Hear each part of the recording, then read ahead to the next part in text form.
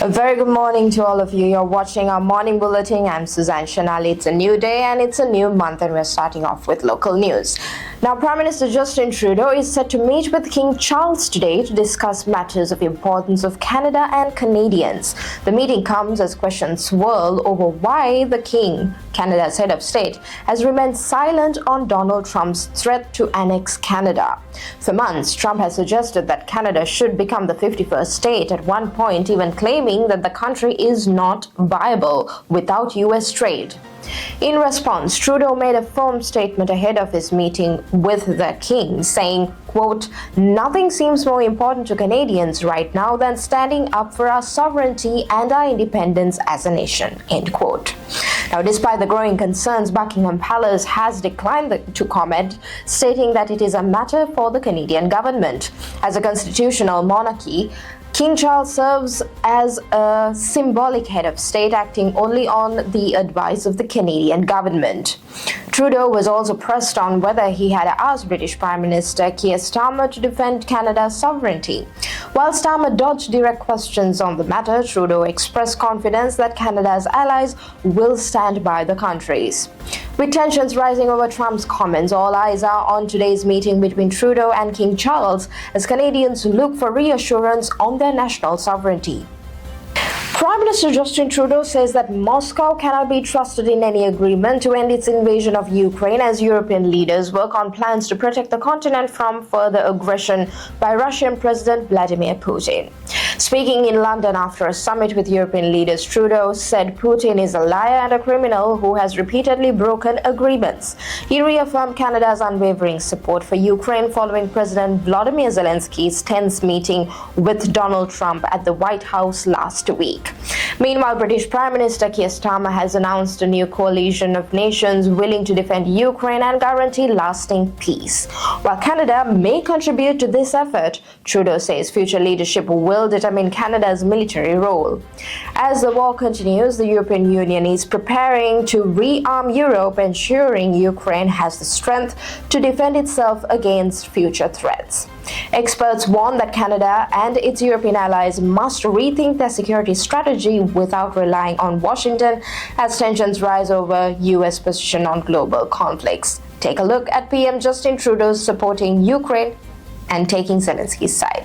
Friday in the Oval Office, President Zelenskyy pointed out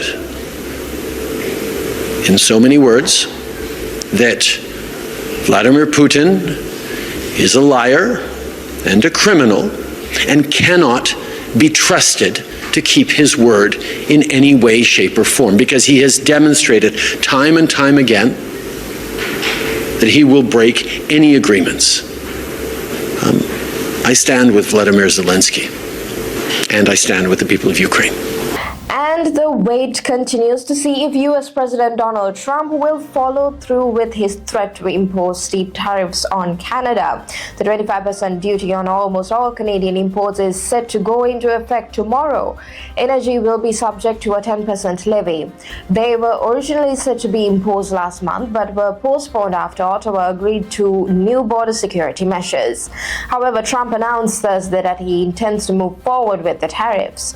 Ottawa said that it would impose retaliatory tariffs on billions of dollars of American goods if the Trump administration follows through on its threats. And during a news conference in the UK yesterday, Prime Minister Trudeau was asked about the tariffs. Take a look at his response. The American administration will make its own choices in terms of tariffs. We will continue to work to ensure, to do everything we can to make sure that there are no tariffs on Tuesday. But if ever there were tariffs on Tuesday, as we have all seen, as we were ready to do last time, we will have a strong, unequivocal, and proportional response as Canadians expect. On international news now, there's a tragic update from northern India where an avalanche buried a construction camp under snow and debris in the Himalayan state of Uttarakhand. After days of intense rescue efforts, authorities have now confirmed that all workers have been accounted for. The Indian Army has recovered the 8th and final body, bringing an end to a marathon search operation carried out in sub-zero temperatures. The avalanche struck on Friday day near Mana village, close to the Tibet border.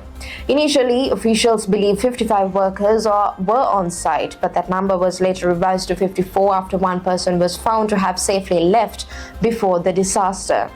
Rescue teams managed to pull 50 people from the wreckage, though 4 later succumbed to their injuries. The final bodies were recovered on Sunday using advanced drone detection systems and a rescue dog.